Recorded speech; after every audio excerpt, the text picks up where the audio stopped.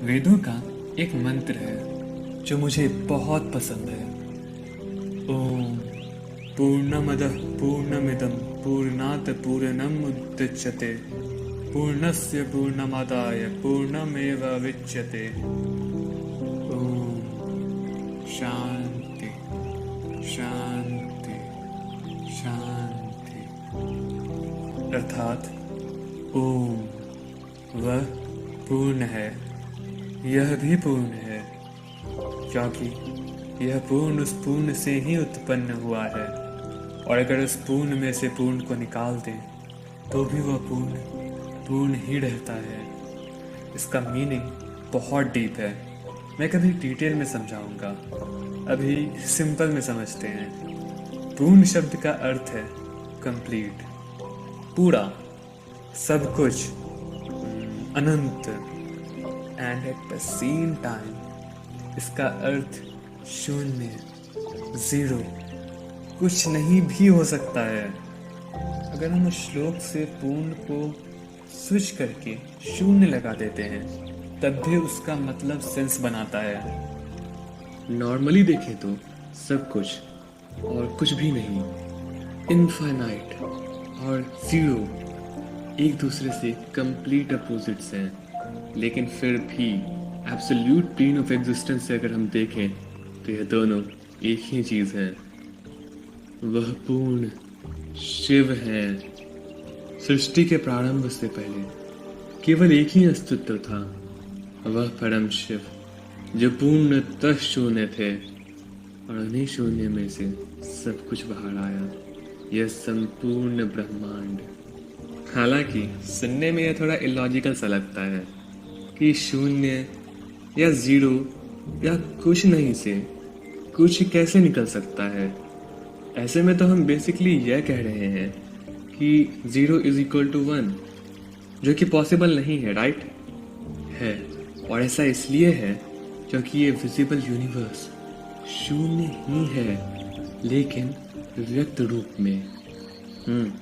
तंत्रों के अकॉर्डिंग परम शिव इस पूरे अस्तित्व को, इस पूरे संसार को स्वयं से बाहर लाने के लिए दो बन जाते हैं, पुरुष और स्त्री, महाकाल और शक्ति।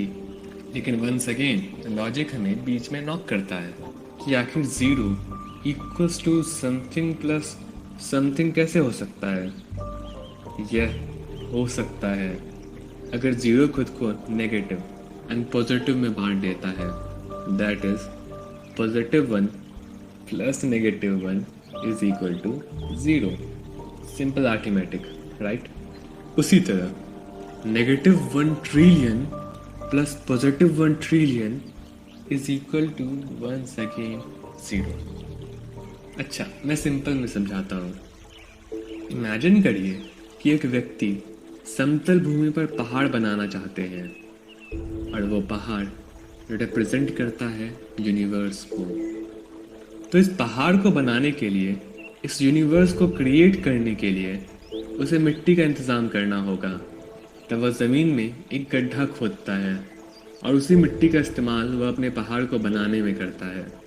लेकिन लेकिन लेकिन वो व्यक्ति सिर्फ एक पहाड़ ही नहीं बना रहे, वो एक गड्ढा भी क्रिएट कर रहे हैं। अगर पहाड़ पॉजिटिव है तो गड्ढा नेगेटिव, गड्ढे में जो भी था वही पहाड़ बना, है ना?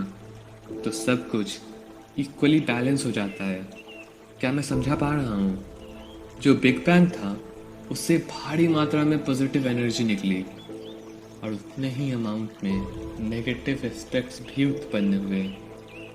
इक्वल अमाउंट्स में नेगेटिव एंड पॉजिटिव का सम टोटल हमेशा शून्य ही होता है। ये मैथमेटिक्स का एक नियम है। तो ब्रह्मांड में ये जो सकारात्मक ऊर्जा है वो है मैटर या एनर्जी। इसी मैटर से सब कुछ बना है, आपका और मेरा शरीर, ये फोन एक्सेट्रा। जबकि जो नकारात्मक ऊर्जा है वो है स्पेस और टाइम। हाँ, स्पेस और टाइम बिग बैंग के बाद आए। शून्य का अर्थ है पूर्णतः शून्य, बिना स्पेस और बिना टाइम के। कहने का मतलब यह है कि जब बिग बैंग हुआ था तो वो यहाँ यह वहां नहीं हुआ था, वह एक समय में हर जगह हुआ था। खैर, तो मैटर के क्रिएशन के साथ स्पेस टाइम फैब्रिक भी क्रिएट हुई। दूसरे शब्दों में कहें तो उस पूर्ण शून्यत ने स्वयं को दो अपोजिट एस्पेक्ट्स में डिवाइड किया, एनर्जी या मैटर और स्पेस टाइम, शक्ति और महाकाल। मेरे महाकाल का नाम दो शब्दों से मिलकर बना है, महा अर्थात महान और काल अर्थात समय। महाकाल यानी महान समय।